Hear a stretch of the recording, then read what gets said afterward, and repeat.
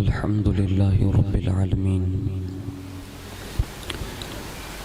والعاقبة للمتقين والصلاة والسلام على سيد الأنبياء والمرسلين وعلى آله وأصحابه وأزواجه وذرياته وأهل بيته وابنه الغوث الأعظم الجيلاني ومعين الملة والدين والشيخ الإسلام والمسلمين أعلى الحضرة الإمام أحمد رضا وعلى عباد الله الصالحين أجمعين أما بعد فأعوذ بالله من الشيطان الرجيم بسم الله الرحمن الرحيم سبح اسم ربك الأعلى الذي خلق فسوى والذي قدر فهدى والذي أخرج المرعى فجعله غثاء أحوى صدق الله مولانا العظيم وبلغنا رسوله النبي الأمين المختار الكريم ونحن على ذلك لمن الشاهدين والشاكرين والحمد لله رب العالمين. آئیے سب سے پہلے مذہب اہل سنت والجماعت یعنی کہ مسلک اعلیٰ حضرت کے قدیم دستور کے مطابق ہم سب کے آقا و مولا حضور سراپا نور سیدنا محمد رسول اللہ صلی اللہ تعالی علیہ وآلہ وسلم کی بارگاہ پر نور میں جی لگا کر درود پاک کی نظریں پیش کر لیں. اللہم صلی علی سیدنا مولانا محمد معدن الجود والکرم وعلى آلہ وصحابہ وبارک وسلم صلاۃ و سلام علیک یا رسول اللہ صلی اللہ تعالی علیہ وآلہ وسلم. نبی اور آل نبی پر ایک بار اور محبت سے جی لگا کر درود شریف پیش کر لیں. صلی اللہ علی النبی الامی وآلہ صلی اللہ علیہ وسلم صلاۃ و سلام علیک یا رسول اللہ صلی اللہ تعالی علیہ وآلہ وسلم. حصول برکت کے لیے ایک بار اور محبت سے جی لگا کر درود شریف پڑھیں. صلی اللہ علی النبی الامی وآلہ صلی اللہ علیہ وسلم صلاۃ و سلام علیک یا رسول اللہ صلی اللہ تعالی علیہ وآلہ وسلم. اللہ رب العزت کی توفیق سے اس کے پیارے محبوب صلی اللہ تعالی علیہ وآلہ وسلم کے صدق و طفیل مراب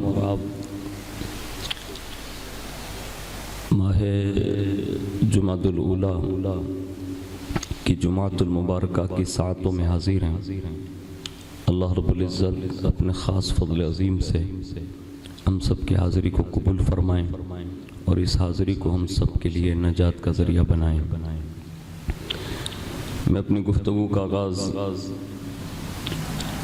ان اشعار کے ساتھ کرنے کی سعادت حاصل کرتا ہوں جس میں اولیاء کرام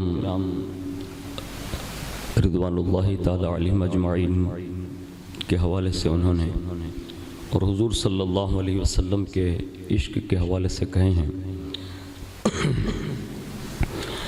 کہ جس کو جو بھی خدا سے ملتا ہے جس کو جو بھی خدا سے ملتا ہے وہ در مصطفیٰ سے ملتا ہے. جس کو جو بھی خدا سے ملتا ہے وہ در مصطفیٰ سے ملتا ہے. دینے والا خدا ہی ہے لیکن دینے والا خدا ہی ہے لیکن سرور انبیاء سے ملتا ہے. سرور انبیاء سے ملتا ہے اور راستہ قربت الہی کا راستہ قربت الہی کا عاشقان خدا سے ملتا ہے. عاشقان خدا سے ملتا ہے اور عشق محبوب کبریا کا سراغ عشق محبوب کبریا کا سراغ خدمت اولیاء سے ملتا ہے، خدمت اولیاء سے ملتا ہے، اور مرشد پاک کے توسل سے، مرشد پاک کے توسل سے بندہ بے شک خدا سے ملتا ہے، بے شک بندہ بے شک خدا سے ملتا ہے۔ اور سلسلے سارے صوفیاء کا سعید، سلسلے سارے صوفیاء کا سعید علی مرتضیٰ سے ملتا ہے، علی مرتضیٰ سے ملتا ہے۔ ایک بار بڑی محبت کے ساتھ درود شریف پیش کر لیں۔ اللہم صلی علی سیدنا مولانا محمد معدن الجود والکرم وعلی آلہ واصحابہ وبارک وسلم۔ صلاۃ و سلام علیک یا رسول اللہ صلی اللہ تعالی علیہ وآلہ وسلم۔ اس سے پہلے جمعۃ المبارکہ کے حوالے سے میں نے سورہ اعلیٰ کی چند فضیلتیں، اس کو کم کر دیجیے، ایک کو بھی بند کر دیجیے، آواز جو باہر جا رہا ہے اس کو بند کر دیجیے، کے حوالے سے کچھ مضامین اور چند آیتوں کے جو ہے مفہوم اور تفاسیر آپ کے سامنے پیش کرنے کی سعادت حاصل کی تھی۔ آج اسی ضمن میں چند باتیں عرض کرنے کی سعادت حاصل کرتا ہوں۔ ہم نے اور آپ نے ایک آیت سماعت فرمائی تھی جو سورہ اعلیٰ کی دوسری آیت ہے، الذی خلق فسوی، جس نے بنا کر ٹھیک کیا، یعنی اپنے اس رب کی پاکی بیان کرو جس نے ہر چیز کی پیدائش ایسی مناسب فرمائی جو پیدا کرنے والے کے علم اور حکمت پر دلالت کرتی ہے۔ یعنی کائنات میں جتنی بھی اشیاء ہیں اس کو اللہ رب العزت نے تخلیق فرمائی، پیدا کی، اور اس کو مناسب بنائی۔ یعنی کوئی چیز ایسی نہیں ہے کائنات میں کہ جس میں معاذ اللہ کو یہ نقص نکال دے کہ یہ مناسب نہیں ہے۔ یعنی ہر چیز اللہ نے ٹھیک پیدا کی، مناسب بنائی۔ اور یہاں ایک بات یہ بھی معلوم ہوئی کہ کائنات کی جتنی بھی چیزیں ہیں وہ بظاہر ہم اور آپ دیکھنے جائیں تو جیسے بڑھئی کو لے لیں تو یہ لکڑی جو آپ دیکھ رہے ہیں نا، یہ ہم اور آپ سب ایسی لکڑی نہیں بنا سکتے، یہ کاریگر ہوتا ہے، وہ کاریگر بناتا ہے۔ اسی طرح یہ ماربل جو آپ دیکھ رہے ہیں، یہ پلور محراب کا، تو اس کو بھی ہم اور آپ نہیں بنا سکتے، ایک بندہ ہے جو اس کو مطلب تراشتا ہے اور بناتا ہے، بظاہر انسان بناتا ہے، لیکن حقیقت یہ ہے کہ اس انسان کے دل و دماغ پر ایسے نقش و نگار اگر کسی نے ڈالے تو وہ اللہ کی ذات ہے۔ یعنی ہماری اور آپ کے بس کی بات نہیں ہے۔ کانچ وہ دروازوں میں لگے وہ بھی کانچ ہے، یہ بھی کانچ ہے جو ہماری آنکھوں کے سامنے ہوتے ہیں، لیکن اس میں اور ان کانچوں میں فرق ہم نہیں محسوس کر سکتے، یہ کوئی کاریگر ہی کر سکتا ہے۔ لیکن اس کاریگر کے دماغ میں یہ کانچوں کے فرق کا علم اور اس کو بنانے کا علم اگر کسی نے ڈالا ہے تو وہ اللہ کی ذات نے ڈالا ہے۔ اس طرح پوری کائنات کے جتنے بھی کاریگر ہیں آپ اس کو دیکھ لیں تو اس کے دماغ پر اگر کسی ذات کا کنٹرول ہے تو اسے خدا کی ذات کہتا ہے۔ اسی طرح آپ مجھے اگر کھیتی باڑی میں لے جائیں اور کہیں کہ مولانا اس میں آپ کپاس بوئیں، مانڈوی بوئیں یا دوسری چیز، تو وہ چیز مجھے نہیں آئے گی جو آپ کو آتی ہے۔ اگر میں آپ کو کھڑا کر دوں اور کہہ دوں کہ جناب آپ بھی 5 منٹ تقریر کر لیجئے تو آپ کہیں کہ برکاتی یہ ہمارا کام نہیں ہے۔ یعنی ہر انسان کے لیے ایک ایک آپشن رکھا، ایک میدان رکھا، ایک ایسی چیز اسے دی جو دوسرے انسانوں سے اس کو ممتاز کر دیتی ہے، بلا تشبیہ اور تمثیل۔ ہر چیز اللہ نے پیدا کی، یہ اس بات سے ثابت ہوتی ہے۔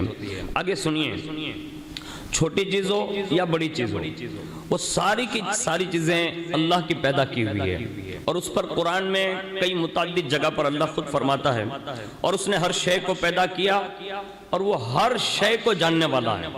آگے فرمایا اللہ ہر شے کا خالق ہے اور وہ اکیلا سب پر غالب ہے، یعنی اس کا جو علم ہے اور اس کی جو طاقت اور قدرت ہے وہ اتنی بڑی ہے کہ کائنات کا کوئی ذرہ ایسا نہیں ہے جو اس کے غلبے سے باہر ہو، یعنی سب پر وہ غالب ہے۔ اور آگے فرمایا اور اس نے ہر چیز کو پیدا فرمایا پھر اسے ٹھیک اندازے سے بنایا، یعنی ہر چیز کو پیدا فرمانے میں کوئی نہ کوئی حکمت ضرور ہے، بغیر حکمت کے اس نے کوئی چیز پیدا نہیں کی۔ اب ظاہر سی بات ہے کہ کائنات کی 18,000 مخلوقات ہیں، جس کو دیکھنے کے بعد کبھی کبھی یہ خیال ضرور آتا ہے کہ یہ چیز پیدا کیوں کی گئی، لیکن اس میں حکمت ضرور ہے۔ اور قرآن مجید میں مختلف جگہوں پر ہر چیز کا ایک مقصد بیان کیا گیا، جیسا کہ ارشاد ہے اور ہم نے ہر چیز کی 2 قسمیں بنائیں تاکہ تم نصیحت حاصل کرو۔ کائنات میں کوئی ایسی چیز نہیں ہے جو تنہا بنائی گئی ہو، بلکہ 2 جوڑے بنائے گئے، یعنی 2 ہی قسمیں اس کو بتائی گئی اور 2 ہی قسموں کے ساتھ اس کو پیدا کیا گیا، اس میں بھی لوگوں کے لیے نصیحت حاصل کرنے کا حکم دیا۔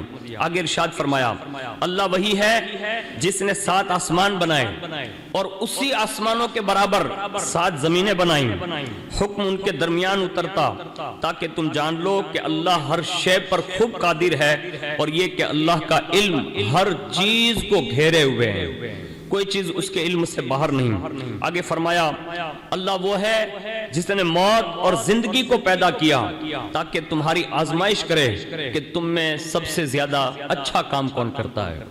یہ اللہ رب العزت نے ہر چیز کے بنانے اور اس کی حکمتوں پر یہ قرآن عظیم میں اس کا تبصرہ فرمایا۔ آگے فرمایا اور جس نے اندازے پر رکھ کر راہ دی، اور وہی رب قدیر ہے جس نے آسمان سے لے کر زمین اور زمین کے 7 طبقات، آسمان کے 7 طبقات اور اس میں جتنی بھی چیزیں ہیں ان تمام چیزوں کو اس نے بنایا۔ تو اللہ خود یہ بنانے کی بات کہہ کے یہ کہہ رہا ہے کہ جب ہر چیز کا بنانے والا وہی ہے تو اب دوسروں کی تعریفیں نہیں، اب اگر کسی کی پاکی بولو نا تو صرف اللہ کی پاکی بولو، اللہ کی کبریائی بیان کرو، اس کی بلندی بیان کرو۔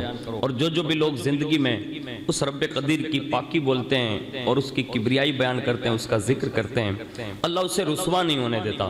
آج امت جو ذب و حالی کا شکار ہے نا، اس کی ایک وجہ یہ بھی ہے کہ ہم اور آپ اللہ کے ذکر سے غافل ہو گئے۔ دوسری چیز اس نے فرمائی کہ ہم نے راہ دی، راستہ دکھایا۔ اب وہ راستہ کیا ہے وہ غور سے سنیے، یاد رہنا چاہیے کہ اللہ تعالیٰ نے انسان کو راستے دکھا دیے ہیں اور ان راستوں میں سے کسی ایک کو چن لینے پر اسے ایک طرح کا اختیار بھی دیا ہے۔ اب اس کی مرضی ہے کہ وہ جس راستے کو چاہے اختیار کریں، چاہے وہ اچھائی کے راستے کو اختیار کریں، چاہے وہ برائی کے راستے کو اختیار کریں۔ یعنی اس کو یہ راہ دکھا دی گئی کہ یہ غلط ہے، یہ صحیح ہے، یہ حرام ہے، یہ حلال ہے، یہ جائز ہے، یہ ناجائز ہے۔ یعنی کوئی چیز ایسی نہیں ہے جو بندہ کھڑا ہو کے یہ کہہ دے کہ مجھے یہ پتا نہیں تھا کہ یہ چیز ایسی ہے، یہ غلط ہے۔ اللہ نے خود انسان کے دل میں یہ بات رکھی ہوئی ہے کہ اس نے خود ہی راستہ دکھا دیا ہے۔ اب لوگ یہ سوچتے ہیں کہ فلاں آدمی ایسا کر رہا ہے، فلاں آدمی ایسا کر رہا ہے۔ آپ اس کو تنہائی میں جا کر پوچھنا کہ آپ جو یہ غلط کام کر رہے ہیں یہ صحیح ہے کہ غلط ہے۔ یعنی کوئی بندہ ایسا نہیں ہے کہ جو گدھے جیسا ہو، یہ نہیں کہہ سکتا ہو کہ مجھے نہیں معلوم ہے، وہ خود بھی یہ تصور کرتا اور اعتراف کرتا ہے۔ ایک بندے سے میری ملاقات ہوئی، میں نے اسے کہا کہ آپ یہ کام کرتے ہیں؟ تو کہا ہاں۔ میں نے کہا کیوں؟ کہا کہ وہ فلاں کی سنگت کی وجہ سے، یعنی ان کے ساتھ رہتے رہتے یہ عادت بن گئی ہے۔ پھر وہ کیا کہتا تھا معلوم ہے؟ حالانکہ ایک دم رکشہ چلاتا تھا، ان پڑھ آدمی ہے۔ اس نے کہا حضرت میں بھی جانتا ہوں کہ یہ غلط ہے، یعنی یہ اس بات کا معترف تھا کہ وہ غلطی پر ہے، لیکن پھر بھی بندہ جو ہے نا کچھ سنگتوں کی وجہ سے اس راہ پر چل بستا ہے۔ آگے سنیے، اللہ رب العزت نے خود ارشاد فرمایا بے شک ہم نے آدمی کو ملی ہوئی منی سے پیدا کیا۔ آگے فرمایا تاکہ ہم اس کا امتحان لیں، تو ہم نے اسے سننے والا اور دیکھنے والا بنایا، بے شک ہم نے اسے راستہ دکھا دیا۔ اب یا تو شکر گزار بنے یا ناشکری کرنے والا بنے۔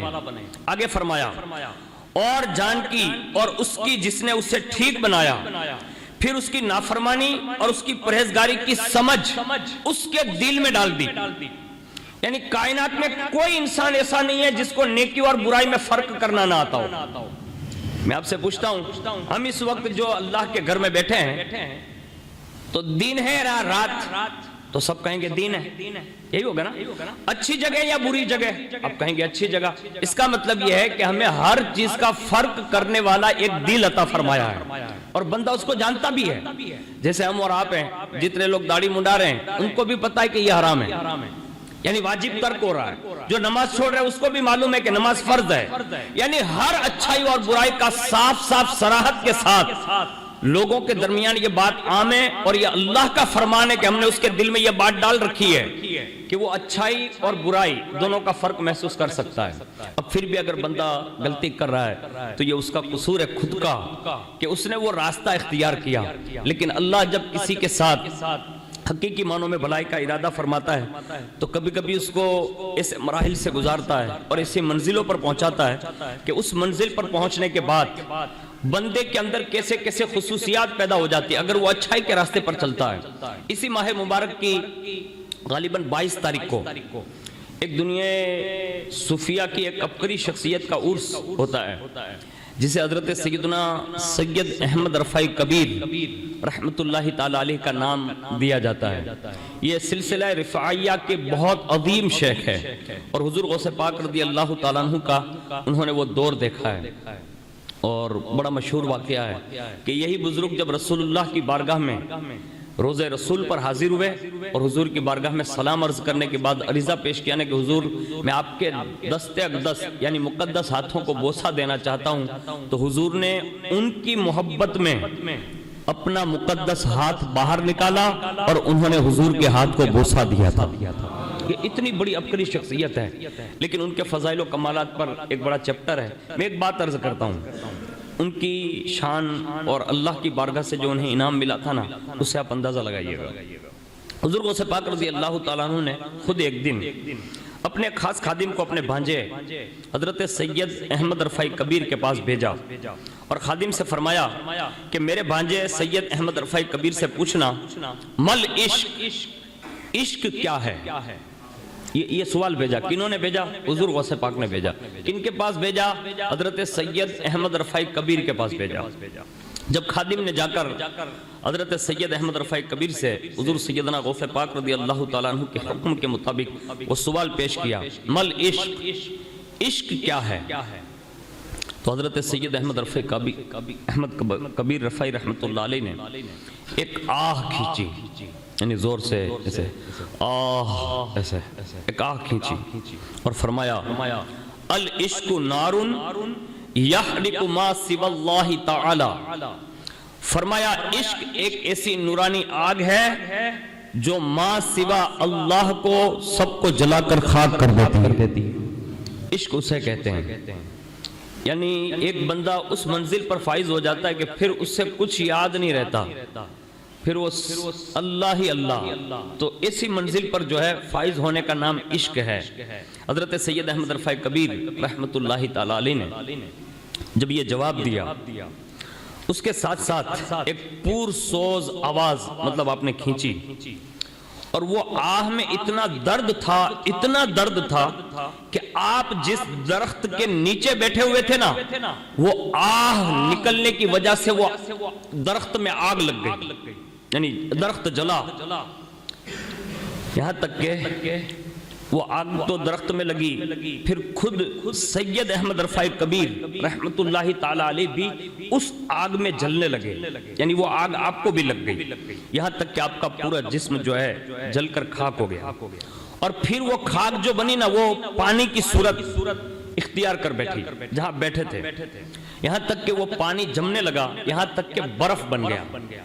یعنی یہ ساری چیزیں حضور غوث پاک کے خادم دیکھ رہے ہیں کہ آگ لگی، درخت جل گیا، سید احمد رفاعی کبیر جل گئے، خاک ہو گئے، پھر وہ پانی، پھر پانی میں سے برف، یہ پورا پس منظر انہوں نے دیکھ لیا اور سیدھے یہ حال دیکھ کر گھبرائے اور دوڑ کر حضور غوث پاک رضی اللہ تعالیٰ عنہ کی خدمت میں حاضر ہو گئے اور یہ ساری کیفیت انہوں نے بیان کر دی۔ کہا حضور وہاں تو میں نے جب یہ آپ کا سوال پیش کیا نا تو پھر ایسا ہوا، تو اس کے بعد حضرت سیدنا غوث العظم دستگیر رضی اللہ تبارک و تعالی عنہ نے ارشاد فرمایا، کہا کہ میری جانب سے یہ بخور لے کر جاؤ، بخور ایک طرح کی خوشبو ہے، فرمایا یہ لے کر جاؤ، جہاں تم نے حضرت سید احمد رفاعی کبیر کو جلتے دیکھا نا، وہاں یہ چاروں طرف خوشبو جلاؤ، یعنی خوشبو کرو، اور جب آپ چاروں طرف یہ خوشبو کریں گے تو جیسے سید احمد رفاعی کبیر پہلے بیٹھے تھے ایسے ہی تمہیں سامنے نظر آ جائیں گے۔ حضور غوث پاک نے یہ خوشبو دے کر بھیجا، آپ نے جا کر وہاں خوشبو جلائی نا، تو پھر وہ درخت، وہ برف جو بنا تھا نا، اس میں سے پانی، پانی میں سے خاک، خاک میں سے سید احمد رفاعی کبیر، پھر اس میں سے وہ درخت، جیسی کیفیت پہلے تھی ویسی ہو گئی۔ اس کے بعد وہ خادم حضور غوث پاک رضی اللہ تعالیٰ عنہ کی بارگاہ میں حاضر ہو گئے، اور اس کے بعد انہوں نے عرض کیا، کہا حضور یہ جو میں نے دیکھا ہے نا، جو آپ نے سوال بھیجا اور سید احمد رفاعی کبیر کے ساتھ ایسا ہوا اور پھر واپس بھی وہ ایسے ہی ہو گئے، تو اس کی وجہ کیا تھی؟ تو حضور غوث پاک نے جو بیان فرمایا نا وہ سننے کے قابل ہیں۔ ارشاد فرماتے ہیں حضور غوث پاک نے فرمایا، یہ جو تم نے اپنی نظروں سے دیکھا نا، کہ میں نے ایک سوال کروایا ان سے، سوال یہ تھا کہ عشق کیا ہے، تو انہوں نے ایک آنکھ کھینچی اور اس کے ساتھ میں انہوں نے عشق کا لفظی جواب دیا، کہا ہاں، کہا پھر انہوں نے ایک معنوی جواب دیا، یعنی عشق یہ ہے کہ بندہ اللہ کی محبت میں اپنے آپ کو جلا کر خاک کر دے، یعنی عشق کا درجہ یہ ہے کہ اللہ کی محبت میں ایسا تڑپنا چاہیے کہ اپنے آپ کو جلا کے خاک کر دینا چاہیے۔ اور اس کے بعد فرمایا یہ منصب سب کو نہیں ملتا، یہ فرمایا یہ ولایت کا وہ مقام ہے جس کو فنا در فنا کہتے ہیں، فنا در بقا نہیں، یعنی فنا کے بعد پھر بقا کی منزل نہیں، یہ اور مقام ہے۔ فرمایا فنا در فنا کا مقام ہے، اور پوری کائنات میں اللہ کے اولیاء میں صرف 2 ولی ایسے ہیں جن کو یہ فنا در فنا کی منزل حاصل ہے۔ اس میں سے آپ نے فرمایا ایک منزل حضرت سید احمد رفاعی کبیر رحمت اللہ تعالی علیہ کو بھی حاصل ہے۔ اب آپ اندازہ لگا سکتے ہیں کہ یہ اللہ رب العزت ان لوگوں کو میسر کرتا ہے کہ جو حقیقی معنوں میں اللہ کی پاکی بیان کرتے رہتے ہیں، اللہ کی یاد میں مگن رہتے ہیں، اور اللہ پھر انہیں اس منزلوں پر پہنچا دیتا ہے کہ دنیا آج بھی ان کی یاد مناتی ہے، ان کی بارگاہ میں خراج پیش کرتی ہے۔ آج پوری انسانیت میں آپ دیکھ لیں کہ ہم اور آپ اگر کسی چیز سے غافل ہیں تو جس رب نے ہمیں بنایا اور ٹھیک اور مناسب بنایا اور ہمیں سیدھی راہ دکھائی نا، ہم اسی رب کریم کو بھولے ہوئے ہیں۔ اللہ کے لیے اللہ کے ذکر کی عادت ڈالیے، ایسے لوگوں کو تلاش کیجئے جو آپ کے دل کو نئی زندگی عطا کر دیں اور آپ کو اللہ کی رحمت سے جوڑ دیں، اللہ کی محبت سے جوڑ دیں، آپ کے سینے کو اللہ کی محبت کا خزینہ بنا دیں۔ اگر ہم ایسے ہی گئے نا تو اللہ نہ کرے، صد بار اللہ نہ کرے، جیسے آج پوری دنیا یہ کہتی ہے کہ اب مسلمانوں کا کوئی سہارا نہیں، لیکن ایک مومن کا دل جو ہوتا ہے نا وہ آخر میں ایک دستک ضرور دیتا ہے کہ سارے دروازے تو بند ہو سکتے ہیں، اللہ کی رحمت کا دروازہ بند نہیں ہو سکتا۔ ابھی کے حالات آپ سن رہے ہیں کہ اللہ نہ کرے، اب میرے خیال سے یہ جمعہ الاولیٰ چل رہا ہے، ابھی آنے والا جمعہ الاخری اور رجب، اور اس کے بعد شعبان اور رمضان، ابھی یہ بڑی تیزی کے ساتھ پورے ہندوستان کی سچویشن نہیں بلکہ پوری دنیا کے ممالک کی پھر سے وہی ہونے جا رہی ہے جو 2 سال ہم بھگت چکے ہیں۔ اب آپ یہ سوچیں گے کہ یہ مولانا جمال الدین گوری مسجد کے نمازیوں کی وجہ سے تھوڑی ہے، نہیں کہتا کہ میں ان کی وجہ سے ہیں، لیکن ہو سکتا ہے کہ ہمارے کچھ قصور ایسے ہو اور ہم نے صحیح معنوں میں وہ 2 سال میں توبہ نہ کی ہو، تو پھر ہمیں اسی منصب پر لایا جا رہا ہے اور کہا جا رہا ہے کہ اب بھی اگر میری بارگاہ میں نہیں آئے نا تو پھر 3 سال اور تمہیں ایسی قید و بند میں ڈال دیا جائے گا۔ اللہ کے لیے توبہ کر لو۔ آنے والا جو بڑی تیزی کے ساتھ جو سوشل میڈیا کے تحت پوری دنیا کی میڈیا چیخ رہی ہے کہ اب آنے والی جو لہر ہے نا وہ جوانوں تمہارے لیے نہیں ہے، ہماری قوم کے چھوٹے چھوٹے بچوں کے لیے۔ ابھی سینکڑوں اسکولیں بند کرا دی گئی ہے، باقاعدہ کلاسز بند کرا دیے گئے ہیں، اور ہمارے گجرات قریب میں امریلی ہے، اس پر تو اتنا اسٹرانگ کر دیا گیا ہے کہ ہم اور آپ سوچ بھی نہیں سکتے۔ آپ کے لیے ہمارے لیے اتنی آسانیاں ہیں، ہم اس کی قدر نہیں کر رہے ہیں۔ اللہ کے لیے توبہ کیجئے، ورنہ یہ نہ ہو کہ پھر اللہ نہ کرے کہیں 1 سال تک ہم پھر قید و بند کی وہ صحبت صحبتیں مطلب برداشت کرنے کے لیے تیار ہو جائیں، اور ہماری نظروں کے سامنے کہیں ہمارے بچے تڑپ کر جان نہ دے دیں۔ اس لیے ہمیں اور آپ کو احتیاط کے ساتھ ساتھ اب ایک ہی صورت ہے، کیونکہ دوائیاں کام نہیں کر رہی ہیں۔ ابھی جتنی کالج بند ہوئی نا، احمد آباد، بڑودہ، سورت، واپی، بمبئی، مہاراشٹر تک، اس میں سب میں یہ کہا گیا کہ یہ جوان جو کالجز میں تھے نا، یونیورسٹیوں میں، انہوں نے 2 مرتبہ ویکسین لے لی تھی، پھر بھی ان کے اوپر یہ ٹریک کیا گیا اور باقاعدہ ان کے اوپر یہ بیماری واپس لاگو ہو گئی ہے۔ اب میں آپ سے کہتا ہوں کہ ویکسین زندگی نہیں دیتی، اللہ کی ذات زندگی دیتی ہے۔ اگر یہ صحیح ہے جو آپ کے سبحان اللہ کی بنیاد پر آپ کا دل یہ کہتا ہے کہ زندگی صرف اللہ دیتا ہے، موت بھی صرف اللہ دے سکتا ہے، تو اب ہمیں چاہیے کہ جس نے موت اور زندگی دی ہے نا، وہ خود فرماتا ہے الذی خلق الموت والحیات لیبلوکم ایکم احسن عملا۔ اللہ وہ ہے جس نے موت اور زندگی صرف اس لیے دی ہے کہ تم اچھے کام کر کے جاؤ، کیونکہ وہ امتحان لینے والا ہے۔ آپ سے امید کرتا ہوں آج کی جمعہ ہے نا، 2 رکعت جو آپ پڑھیں گے نا، اسی کے ساتھ سچے دل سے توبہ کر لیجئے۔ آپ کہاں بھاگ رہے ہیں مسجدوں سے؟ صحیح بتا رہا ہوں میں آپ کو، بالکل ایک دم صاف۔ آپ کہاں بھاگ کے جائیں گے؟ کوئی دروازہ ایسا نہیں ہے جو آپ کو نئی زندگی دے سکے۔ زندگی صرف ایک ذات ہے جسے اللہ کہتے ہیں، بس وہی دے سکتا ہے۔ اب نماز نہیں پڑھ رہے ہیں، قرآن کی تلاوت نہیں کر رہے ہیں، نہ اپنے بچوں کو پڑھا رہے ہیں، نہ کوئی ایسا نیکی کا کام کر رہے ہیں کہ جس کے ذریعے آپ کی زندگی میں مطلب برکت ہو سکے، اب کیا کریں گے؟ اب کس کے دروازے پر جائیں گے؟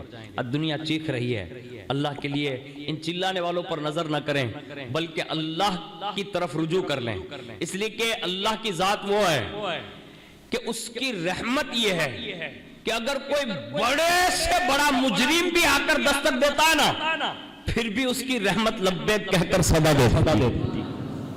اس کے جو بندے اس کی بات، ایسے تو سب اسی کے بندے ہیں، لیکن مجرم ہو، سراپا مجرم ہو، پھر بھی وہ اگر اللہ کو پکارتا ہے نا تو اللہ لبیک یا عبدی، لبیک یا عبدی، لبیک یا عبدی، بول میرے بندے میں حاضر ہوں، بول میرے بندے میں حاضر ہوں، بول میرے بندے میں حاضر ہوں۔ یعنی مجرم اور پاپی کو بھی وہ 3 بار جواب عطا فرماتا ہے۔ دل کی تہخانوں کے ساتھ سچے دل سے توبہ کیجئے، آج سے اپنے آپ کو نمازی بنائیے۔ بے نمازی بن کر جینا یہ کوئی فخر کی بات نہیں ہے، بلکہ یہ نحوست ہے، وحشت ہے، قبر کا اندھیرا ہے، میدان محشر میں حساب کتاب میں ناکامیابی کی دلیل ہے۔ اللہ تعالیٰ سے دعا کریں اللہ مجھے آپ کو سب کو صحیح معنوں میں اللہ کی بارگاہ میں رجوع کرنے کی توفیق نصیب فرمائیں۔ استغفر اللہ ربی من کل ذنب و خطیئۃ و اتوب الیہ، آمین برحمتک یا ارحم الراحمین۔